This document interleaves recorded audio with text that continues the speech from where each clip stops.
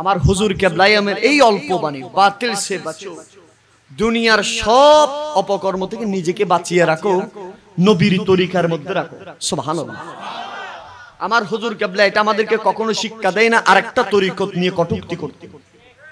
শাইনশাহী শ্রীকুটের যত আওলাদে শ্রীকুটে বাংলার জমিনে আসছে আজ পর্যন্ত দেখছেন কারণ আমি কোনো কিছু বলতে, এটা শাইনশাহী শ্রীকুটের আদতের ভিতরে নাই, গোলামদের ভিতরেও নাই। ঠিক কিনা বলেন না? আমার শাইনশাহী শ্রীকুট বলে না কোন দরবারে যাবা না, এটা বলে না। আমার শাইনশাহী শ্রীকুট বলেন প্রত্যেক দরবারে যাবা। সুবহানাল্লাহ। প্রত্যেক দরবারের যত আল্লাহর হক্কানি আউলিয়ায়ে কেরাম আছে তাদের ফায়েজ কারাম নিবা, যদি তারা যদি রাজি থাকে আমি শাইনশাহী শ্রীকুটকে তোমরা পাবা। কারণ আমরা সবাই তো এক ফাউন্ডারে, আমরা বেলায়েতের রাডারে সব এক।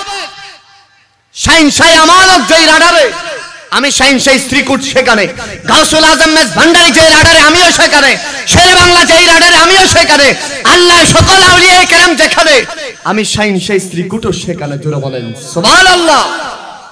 সেজন্য আমাদের হুজুর কেবলাই আলমের সে অমীয় বাণী, কোন তরিকতকে আমরা কটাক্ষ করি?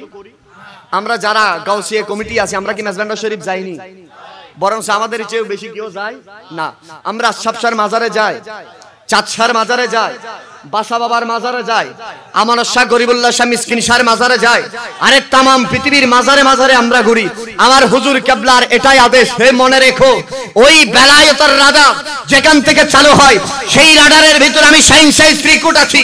আমার কোনো আশিক, কোনো ভক্ত, কোনো আল্লাহর ওলির দরবার থেকে মাহরুম হবে না হোক, সেটা আমি শাইনশাহী শ্রীকুট চাই। জোরে বলেন সুবহানাল্লাহ।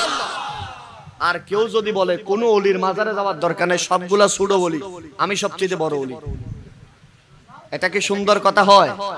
এটা কখনো সুন্দর নয়, এটা তরিকত নয়। আরে তরিকত পড়তে হলে, শিখতে হলে দাতা গঞ্জবখশ আলী হাজবিরি লাহুরি কাশফুল মাহজুব পড়েন, তামাম পৃথিবীর মাঝে নিদর্শন।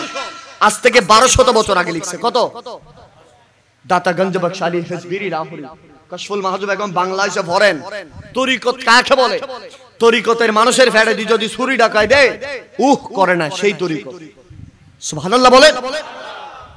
এত নির্যাতন, এত কিছু আজ পর্যন্ত হুজুর কেবলাই আলম এই 54 সাল থেকে কখনো বলেছেন অমুকরে এমন করো, তমুকরে এমন করো বলেছে?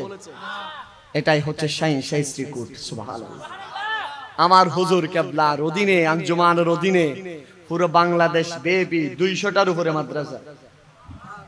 সুবহানাল্লাহ বলেন না?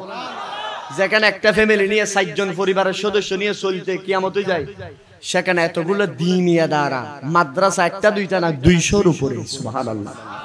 আমি এদিন এই গত 5-6 দিন আগে সৈয়দপুর গেলাম, ঢাকা থেকে ফ্লাইটে সৈয়দপুর গেলাম। সৈয়দপুর সেই নীলফামারীতে, এখান থেকে আজকে যদি 4টা বাজে ওঠেন কালকে জোহরের সময় নামবেন সৈয়দপুর, নীলফামারী সৈয়দপুর। এখানে দেখতেছি হুজুর কেবলার বিশাল সৈয়দিয়া তৈয়বিয়া কাদেরিয়া মাদ্রাসা। সুবহানাল্লাহ বলেন। আমি রাঙ্গামাটির শেষ প্রান্তে মানিশা লঙ্গদুর ভেতরে গেলাম, সেখানে দেখতেছি একটা বড় মাদ্রাসা, কিরিয়াখানার ভিতরে মাদ্রাসা। বলে যে হুজুর এখানে হুজুর কেবলা আসলেন 2004 সালে। সুবহানাল্লাহ। পুরো এলাকা বলতেছে হুজুর আমরা সবাই উপজাতি ছিলাম, আমাদের চেহারা দেখে আমি তো চিন্তা করতেছি আপনারও তো উপজাতি, কিন্তু মাথায় টুপি টাবি আছে। বলতে হুজুর 4 সালে আমার দাদা হুজুর কেবলার চেহারার দিকে তাকিয়ে মুসলমান হয়ে গেছে। সুবহানাল্লাহ বলেন। High high high. আমার হুজুর কেবলা বাংলার জমিনে আসেন, এবার 50 জনের উপর সাহাবা হুজুর মুসলমান বানাইছে। সুবহানাল্লাহ বলেন।